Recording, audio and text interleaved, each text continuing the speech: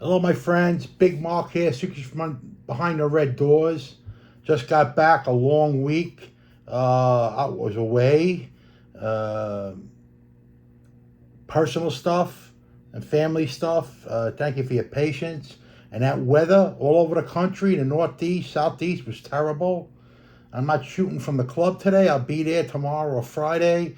Uh, that weather freeze, some pipes in the air conditioning vents solved up. So I have some guys, they're trying to, change a pipe cracked into a U-joint, whatever. But we'll be back there tomorrow. This was a nasty weather. I know a lot of you guys, especially guys from, Chicago East up to Boston, Maine, down to Florida. I mean, it was snow in Tampa and Pensacola too.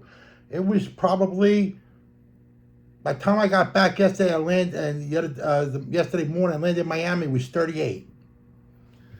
Uh, I tried to answer some of you guys back. I was tied up, had no signal, but I appreciate it. Just personal stuff, business for the show, production, going over auditions with people. It was really cool, man. But I'll film it all for you guys. A lot of you guys, I thank you guys. Please subscribe and like. I try to answer some of your questions. Funny thing is, we're going over. Let me just have. I got a little espresso. Finally, real espresso. Because where I was, they call it espresso. It's just dark coffee. Trust me, nothing like Italian espresso.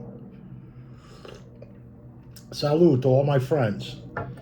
I didn't forget about you, Tommy, Carlo from South Jamaica, Marco Monaco. I know you're busy. That snuff they had to screw you up. We're gonna talk. My friend Bobby Hoff, Alex, Crazy Eyes.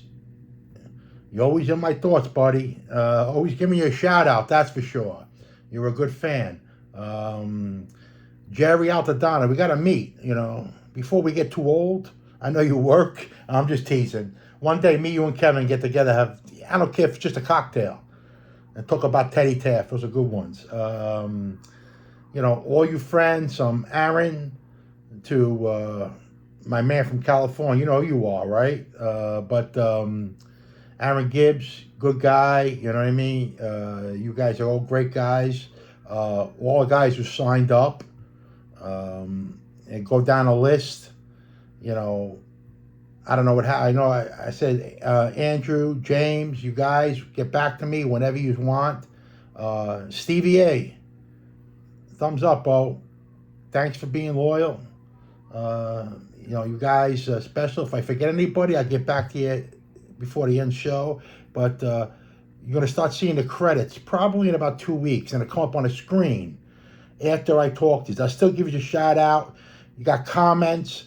My guys who join the members, if you got questions on the comments, I will answer them for you live on here. That's part of the ones that, part of the special being a membership. So if you've got questions, you could send them to me, and I'll try to answer them. No hate questions, all history questions about the past, about the neighborhood. A funny thing, we were talking about the neighborhood. I was talking to a friend of mine I was with this week. The old neighborhood, you miss that, right? I miss that. I miss that walking down the street, seeing people, feeling safe. I remember in the summertime, back then, some people didn't have air conditioning. They had a fan in the window. But the old ladies, 1 o'clock in the morning, 3 or 4 of them sitting on the stoop on First Avenue, hanging out, talking. The grandchildren were playing because they knew we were down the block or around the corner or the other clubs were there. That connection, please. I know a lot of guys who spread the nonsense. You never had the life we had. We had a good life. But it's tough out there. But I'm going to have a cooking show. I'm going to show you. I wanted to put a cooking show. I'm going to cook a dish from a Wednesday night dinner. Every dish we're going to have, I'm going to shoot it from a restaurant kitchen. We're going to cook a Wednesday night dinner. I'll tell you where everybody sat. I'll tell you how the food was served. I'll break it down for you piece by piece so you feel like you guys are involved in the set. That's going to be in a podcast, and that's going to be a show linked to the podcast. You should watch it on YouTube. It's going to be great. But I want to do that for you. You know, you guys talk about, still read articles from guys who don't know, not the people in the genre. I'm talking about just people in general. Oh, John ruined the lives. Let's talk about ruining lives. First of all, technology ruined that life. While the feds, of course, untold amount of resources, built their technology such as surveillance, wiretaps, offering informants deals, these guys were just overwhelmed. They didn't, that life doesn't play the same way. So,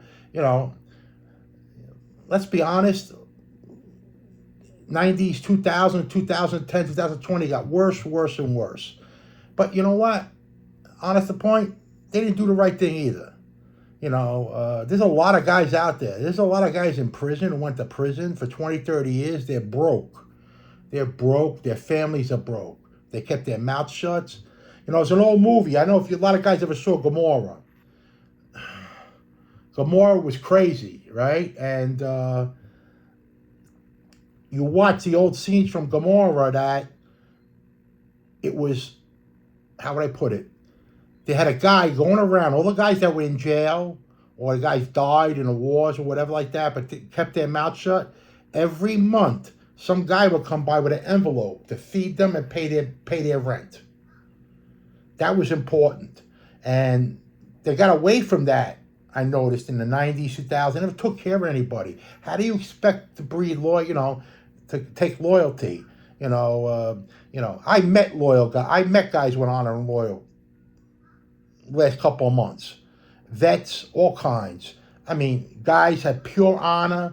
You want to be around guys like that who served each other. That's a big deal. You'll see a difference. But that's part of it. But mainly it's technology, and the concept of giving guys 5 years in jail. You look at the old sentences from the 70s and 80s. So guys went away 3, 4, 5 years for certain small crimes. And also, that part is now it's 20 years, 10 years, 15 years, 30 years. It's for the same things. So you got to understand it. So guys like, let's be honest, guys like John, that era in the 80s, them guys were pretty much the first guys of that life, the street life, that saw that big, from Rico all the way up, that express, that long, the years in prison. So that changed too. So if you want to blame guys, you blame them all. You blame them all. They didn't conform. They didn't. Some guys were just steadfast in who they were. They didn't give a shit. There's a lot of guys that just didn't give a shit. John was one of them. John was John. They didn't give a shit. So, it's that process is what took that to this level now, where it's, listen,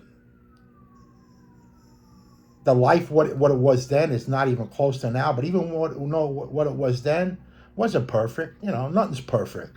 In America, listen, Washington has got a lot of money, and they build the most ships, the most planes. They could do whatever they want. So if you want to be in that life, you got to take the consequences. I told the saying, Johnny used to have a saying, and he used to tell the guys, you guys keep all kidding yourselves. With that, this lawyer, we're all going to end up in jail one day. Don't think nothing of it. You're all going to end up in jail. He says, so if you take that mentality and just go on with your life. But you think about it, it made sense, but it was kind of stupid. But he always had these sayings. I know his brothers know him better than anybody but me, but they had these sayings about, you ever walking down the street and have one of them days where you're walking this way and 1,000 people walking the opposite way. You feel like you're the only one that sees something. He expressed this thought a lot. So if you guys didn't know him, gambling, a loser. When he won, generous as hell. When he lost, laughed. I never seen him break furniture or nothing. Never. There's guys that gambled or lost money would break stuff. Not him. Or get drunk. But that's my history there. This is my story that I tell. Some questions are not to be answered. Some questions, I'm just telling you the other side of that story. Funny thing is, the first time I knew these guys were different, too, is when I met the guys who came around part-time. Two guys in question, Zeke, Arnold Squitieri, and Funzy Siska. They were bookends. They were great guys. And I spent time with them by Arnold's house, went to the racetrack with them. And these guys were serious men, money earners, tough guys. But just genuinely great guys. As long as you, listen, in that life, like any part of life, if you're straight with guys, you're honest, don't do nothing you can't do, don't try to become something you're not, don't be too boastful, because these guys didn't boast to you who they were, and they like you. I mean, I can tell you offers I got for jobs, one in Vegas, different offers that I had to turn down. I turned down because one of them, was John's friend from Vegas, wanted to take me with him. John says, no, you stay here. What do you want to run away? And I felt bad. I said, no, the guy offered to me and he wanted to ask you. I didn't say a word. And I was a nobody, but that job, who knows where, that would have changed my life. That was 22. Who knows where I would have been now? Wealthy, successful, not living in New York. You don't know that. And there's little breaks, I don't know, maybe, and John didn't want me to go with him, maybe not that he needed me. I think he took it as embarrassment that guys would want to leave. John loved a lot of people around him. You know that. If you knew him, loved a lot of people in the club, 30, 40 guys on Wednesday nights, Saturdays, just a lot of guys around. John had a propensity for crews. That crew was a big crew. Some guys don't want to tell you stories about him that they heard third hand or when they were 15 years old. Listen to me. I'll tell you the stories about that personal side of him. You guys want to hear stories from 1990, 1989? That's fine. I'm going to tell you that personal side. There's a lot of guys, his brothers, these guys grew up dirt poor. So, but they handled money the same way, especially John, very generous guy, even Gene or Pete, went for sanitation, but, John and Gene, they weren't cheap, and, and they grew up poor, but at least you got the straightforward response from them, and that was big for a guy like me. I don't know other guys, but, there's a saying about, I saw a horse the other day, and the horse's name was Fat Bob. I said, there's no way this horse could win. If it was Fat Bob, it's got to be, they were betting him down at 3 to 5, 4 to 5. I just saw it on my phone. I said, look, Fat Bob. The horse was bet down at 4 to 5. He was up the track. It's just like Fat Bob. Promises are never kept, but that was his character. It was just, some guys that made it. Guys like Jimmy Irish. Straightforward, honest guy. Hustler, loyal. I miss him. Good man, Jimmy. Jimmy was a good man.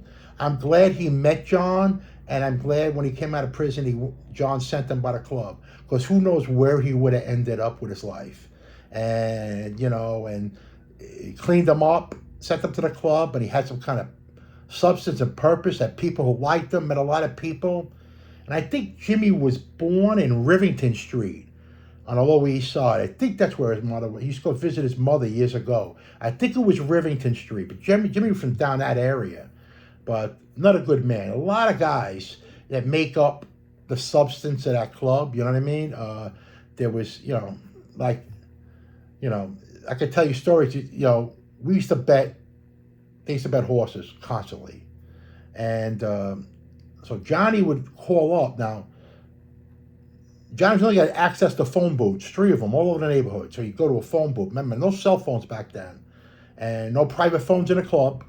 They had the phone booths. The one they were tapped, they were ripped out. That's when John's office was made. John had his office across the street, and it was a construction office.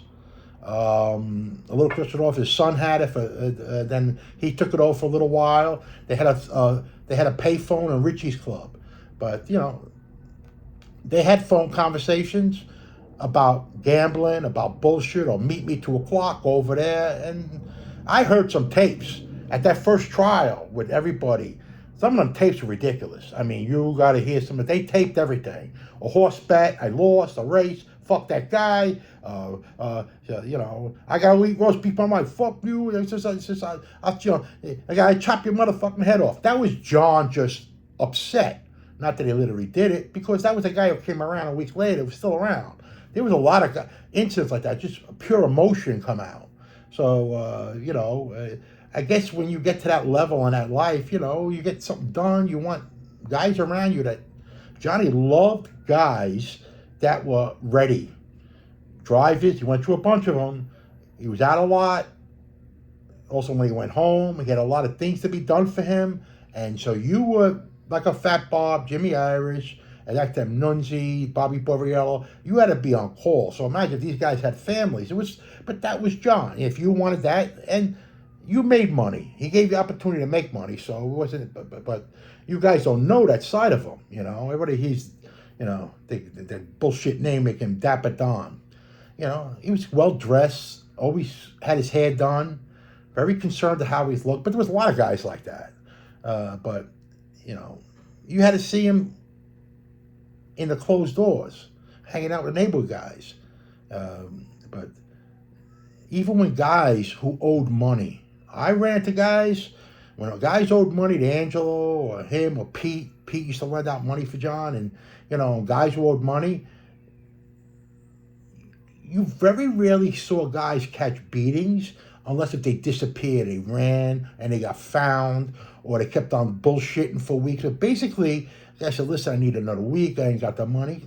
If you went, so there was a lot of that. There was, like I could play sure, if Shylocks didn't have a sign out, banks and lending companies wouldn't give these guys money, so the street guys did. So they paid extra, exorbitant rates. But them rates wasn't invented by the mob. There was Shylocks in the Venetian times.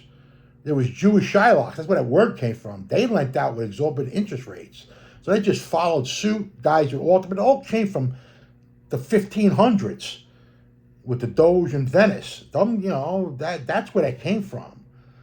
Basically what the street guys did with alcohol, with gambling, all that stuff. The numbers came from the blacks. We just cultivated, made it bigger.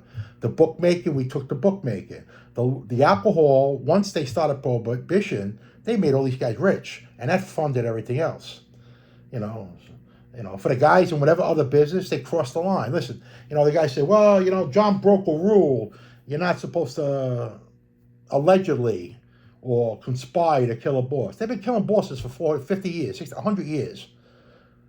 Even the guys that said you don't do it, killed them. So, listen, I ain't going to judge none of them. They did what they had to do. That's that life. I'm not part of it, but Jesus Christ. So if you don't know what you're talking about, look up history and try to compare it first. I don't have to tell you. It's in there. This boss said you can't do this, but he killed his way to that top. It's amazing how the structure. But back to the neighborhood. So I'm going to cook 3 or 4 meals on Wednesday nights. I'm going to have some guys. Kevin will be back. Kevin got back last night. He was away too. Hopefully we'll be doing something tomorrow or Friday. I want to give a shout out. Saturday I'm at an event out here in Florida for vets. A big gala. Like 300 people came. A lot of military guys that donated big money. Donate to the vets, disabled vets, to get them dogs, military dogs to help them with their lives. Great gala, run by my friend Joe. Great people. I got I'm happy to go. I think how close I am with the vets. But Donnie, I hope you're watching. I know I haven't been around a while, but I've only been on a week. But so my show as it expands, we get back to the club and I have my guests down. couldn't make it down, can't fly right now, so he will be down and we have him on. I will alert you as soon as it does. Could be any time. Could be next week, could be next month. It will happen on. But, when you're in your 80s, things happen. You guys know, life happens. But I hope it's warming up. It's warming up here in Florida. But like I says, hanging out in the Bergen was a different ball game. I've been to the Ravenite a ton of times, different kind of place. Ravenite was more of the whole family, where John also helped court there, but Bergen was his home base. And then at night, sometimes around by Richie's Club, our friend's social club. That's where he held base a lot. So, and it was more of his personal time. Even when he went to the Cozy Corner Bar, Philly Broadway and Sid's Club right next door, that was his hideaway, But I have some stories that we're going to do. We're going to show in the club about the Cozy Corner too, with Philly Broadway. But Philly Broadway was a character. Tony Roach, that guy's a legend. Joey Scopo, but you had to know them. I don't care what you read. You had to know them. You had to interact with them. If you saw the regular guys, the working guys, or the part-time guys who were on quarter sheets, guys who played cards, a lot of guys worked concrete, construction, drove buses, whatever they did. Truck drivers, they had a pizzeria, they all came there. And John interacted with them all. A lot of these guys followed him from Fulton Rockaway and from Brownsville, from Dean Street, all the way up. When John came from the Bronx, with the Dean Street to Fulton Rockaway, that history, it's, so I'm telling this story. I'm not sticking up for anybody. I'm not going to lie about anybody. But what I'm going to do is respect my friends. That's it. It's about respect. Not going to make up stories. Everything's the truth. I'm not here to promote me like Kevin isn't. Just a regular guy, You know what they say. I'm a regular sucker, But smart sucker, but promise you that. To all them guys out there trying to make money in this YouTube genre, I wish you luck. Whatever you do, just be careful. I wish you luck. No hate. Hate sucks, right? Too old for hate anyway. But my friends who are on the show, that I promise you, next week or something, I'm going to get you to send in pictures, right? If you want. And I'm going to try to get the pictures imposed in front of the club, my members. So you have the picture of yourself. Send me digital pictures, not hard copies. I'm going to try to get your digital pictures, try to make them a full shot or something. I'm going to try to impose them on the front of the club. So if I send them back, it looks like you're standing in front of the new red doors, new Bergen. That's a treat. I hope you enjoy that. My friend Johnny Collins, I got the shirts, great shots. Johnny, a member, his father was a good guy, hung around some, his father was an old man, old timer, hung around some legends. Johnny was Air Force, I think career Air Force. He sent me and Kevin shirts with the Air Force on it. Cool, man. I love the vets. Thank you, John. Always a pleasure rapping with you. Any of you guys, Thurton, all you guys want to rap, I'm there for you, All my members, just hit me up on the comments or Patreon, and I'll get to it. I wanted to do a live Patreon from where I was. I tried to. I couldn't get a signal, but I came on in the morning to tell everybody I want to do a live Patreon question answer. Nobody responded, or they didn't get the signal. I don't know what happened. So we're going to try it again. You guys want to hear questions from my subscribers. I'm telling you right now, if they're hate or they're too personal or really retarded questions you get from somebody else, not going to get answered. My espresso, salud again, it's getting cold. But I want you to understand that. I need you to subscribe. I'm going to put my show's going to be on Spotify full time now. I was on Spotify. They're going to get transferred to the Spotify, so you have different options, Amazon. In the next coming weeks, I'm going to plaster the show everywhere. So when we do the show, you understand the show is delayed because of us all. Not guys you could help. I'm talking about real money. It costs a lot of money to produce these shows with camera teams, editing, sound, lighting, the actors, but it's worth it for me. So I have investors I was speaking to the last week, interested. I actually went and spoke to some networks that love the idea of my show. And if the networks get it, you get to watch it there too. But I will let you know. I'll keep the dated, my plan, what I want to do. But I thank you guys for your loyalty. You know that. This show I do for me, and I hope you see that and feel the extension of love and affection and honor for my old from them times in the 80s and 90s. You know, those were wild times. It turned me over, it changed me as a man, you know, from going a young kid to becoming that man. You know, it really, be surprised what you learn and the street life, even when you got in business, that street edge. Even now, I'm 64, Bo. I still got the fire in me, still no fear. So you got to be careful now because you're not 24 anymore, you're 64. But still not afraid. Kevin's the same way, 74, we go at it. The horns forward, somebody comes at us, we go in with 2 feet, man. But that's the way we're raised and taught. So you have to understand that, you know. But you'll understand. Guys from the street, guys who hung around, understand. Some guys are business guys. Some guys are money guys. Never was a real money guy till I left that life because it was, you know, I ran bookmaking, numbers, work card games. That was different. But then I got into business, got into, you know, I had a chemical company. I sold to environmental waste industry. I had a pizzeria. I was in a food business, had a pasta company. But I did that because get that sense of fear and you built up these friendships. Even now, even my son or friends, everywhere you go, you know somebody. Everybody has nothing to say bad about you because it's me. I'm not going to give you any air. I'm this, I'm that. I'm nobody. I'm a regular guy. But coming to you from my heart and my mind, nothing else. You know, this is my show, Secret Behind the Red Doors, about my story. Kevin is my friend for 40 years. I keep on saying my story. You guys don't like it. It's the truth. It's my story. It's not a story about John. It's a story about my life. John just happens to be the focal point because he was the leader of that club. But it's about everybody else. So you see all the names I mentioned, the guys at the club. I don't have to mention guys in Brooklyn. Just visitors when they visit. Yeah, nothing to say. Shaking in, nice guy, gentleman. That's it. There's no reason to talk bad about people, especially 35 years later. Where's it going to get you? Does it make you any better talking bad about a guy? Some guys get overblown up.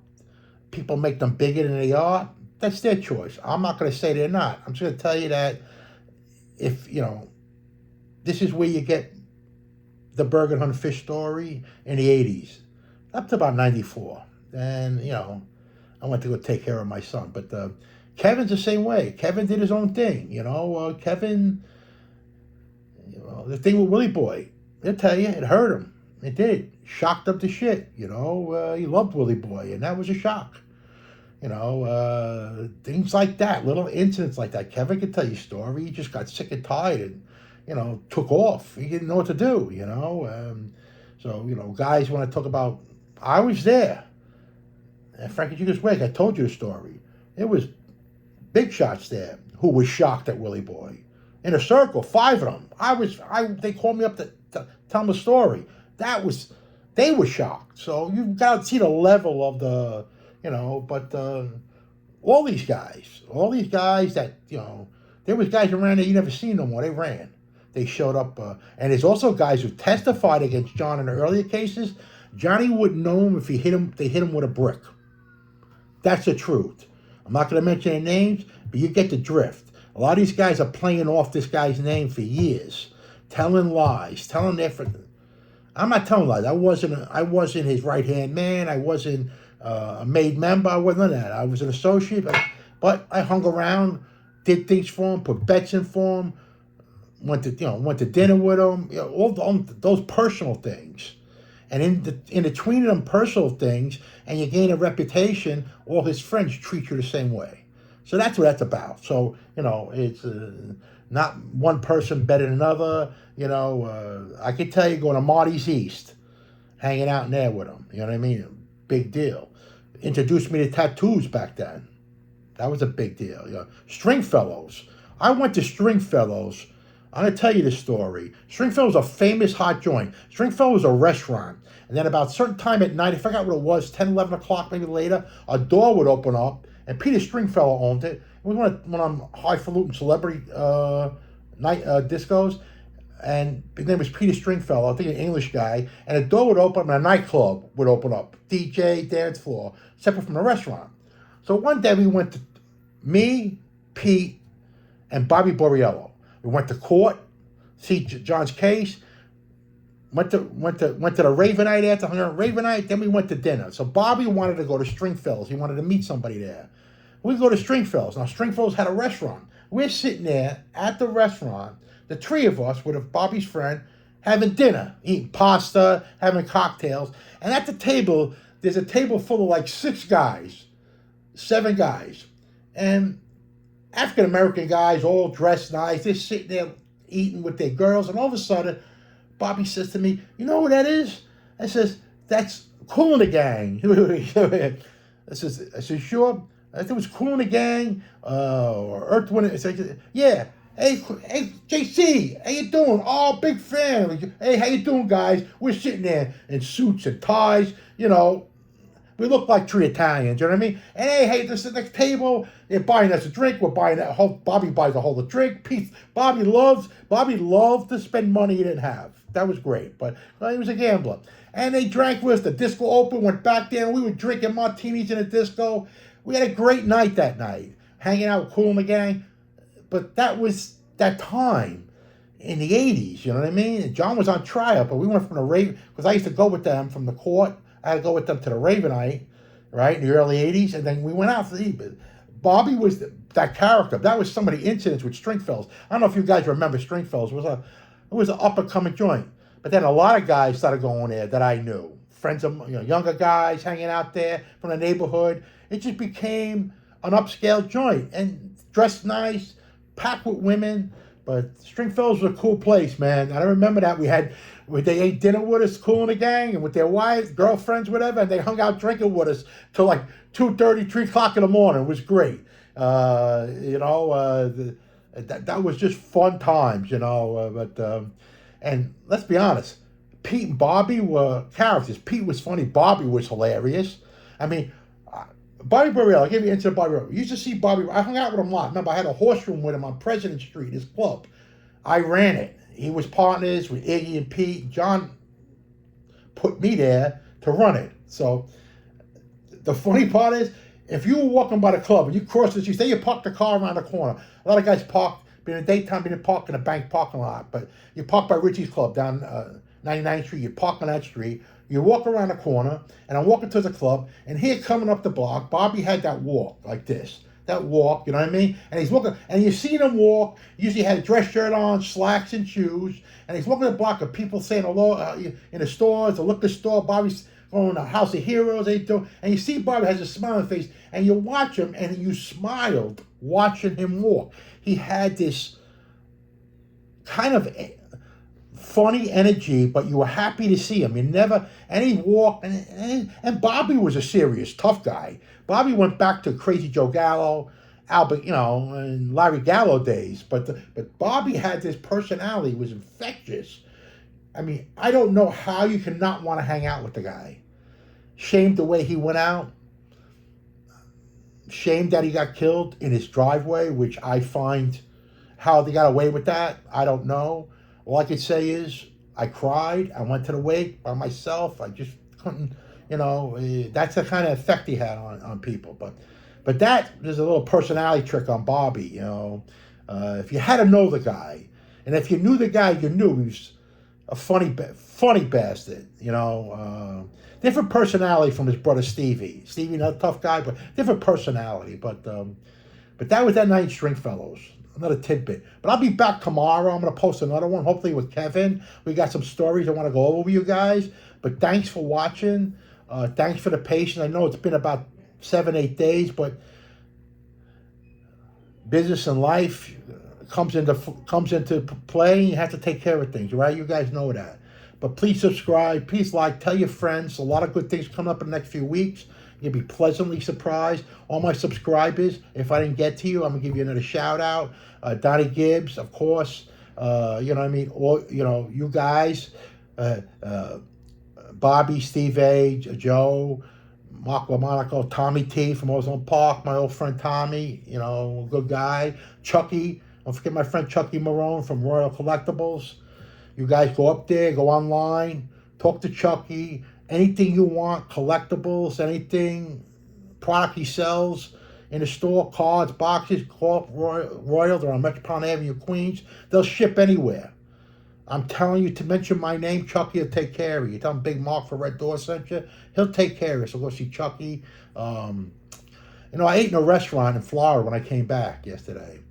It was in Green Acres, I think it was Green Acres area in Florida, Lake Worth area, Green Acres, Lake Worth. Sal's, Italian, New York style Italian restaurant. And I was shocked. I thought it was a pizzeria restaurant. I walked in, beautiful place. Big, holds 180 people. Met the guy Sal and his team, great guys. The food was excellent. He cooks all fresh stuff. He's been there 37 years. Sal's originally from Astoria, Jackson Heights. He owned a couple pizzerias in Manhattan. So the guy is a full-fledged pizza restaurant guy. But if you go there, big place, you could take a girl out there. Nice brick place, wrought iron. They have full menu. Pizza's good. Good people. And they do catering. You got to see, they cook to order. They used to make tripe. They make everything back then. They used to make everything. Gabozel, everything. But go see Sally's. I think it's on Lake Worth Boulevard. It's on a New York style pizza restaurant in Lake Worth, Green Acres. You've been there 37 years. So you know if he's there 37 years, he's got good food. Go see the guy. Tell him Big Mark for the Red Doors gave you a referral. You know what I mean? He's a good guy, really class act, and the food's good. Give shout outs to them guys. You got to understand something. These are they're not my sponsors. I just pay respects to people that pay you respect when you go do their business with them. That's right. That's the only main thing. But go there, you'll enjoy it. If I missed any shout out to you guys, I'm gonna post it on the site. But I'll give you a double shout out tomorrow. But I know I got more guys to talk about. But it's been a long week. I got so much on my mind. Bear with me. But guys, start the bone. Have a good espresso. A little Zambuca in it. I like Anisette actually. Marie Brizard Anisette, the best Anisette. First time I heard that, Johnny ordered Anisette. They were buying stock. Remember stock Anisette, the old Anisette? Johnny said, no, I had Marie Brizard. It sounds like it's French, but smooth like silk. Marie Brizard in your coffee, I promise you I won't let you down. So I want you guys to honor your vets, say thank you for your service. Always do that.